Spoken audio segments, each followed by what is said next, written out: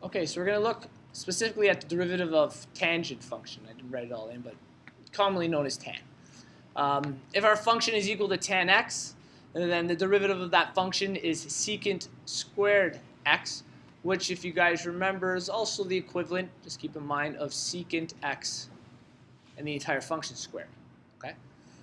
With that being said, if f at x is equal to tangent of some function, then the derivative would be secant squared of the original function multiplied by the derivative of this function. So very, very similar to the idea of sine and cos, just tan having a different derivative than the other two.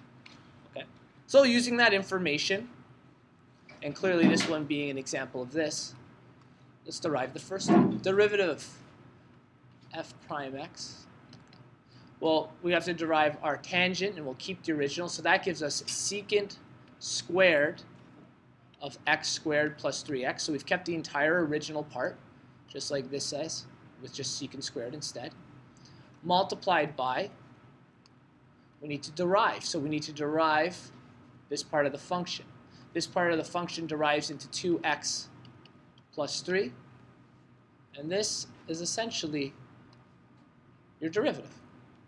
You have it. You can move this to the front, the back, it doesn't matter due to the associative property of multiplication. Those are all the same.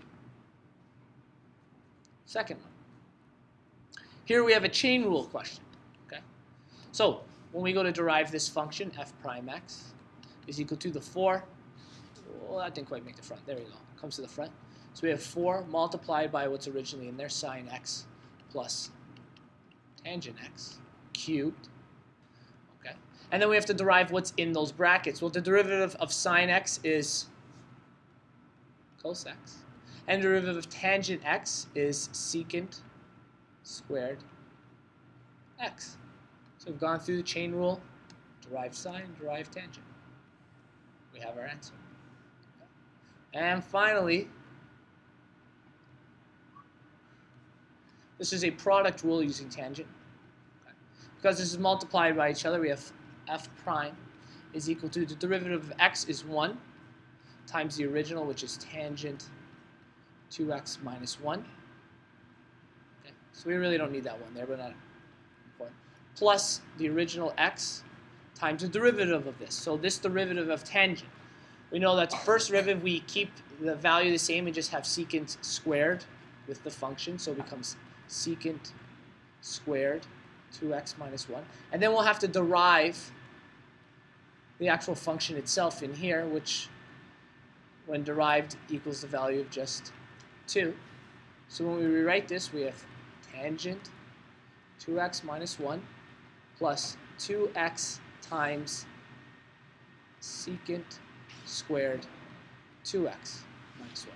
There are other ways to write this. We could probably substitute values in for our secant squared or tangent, possibly common factor or something else. But the idea here is that this is derivative, and technically for our purposes, this is a derived function of this, and we can use that to solve for tangents or critical points.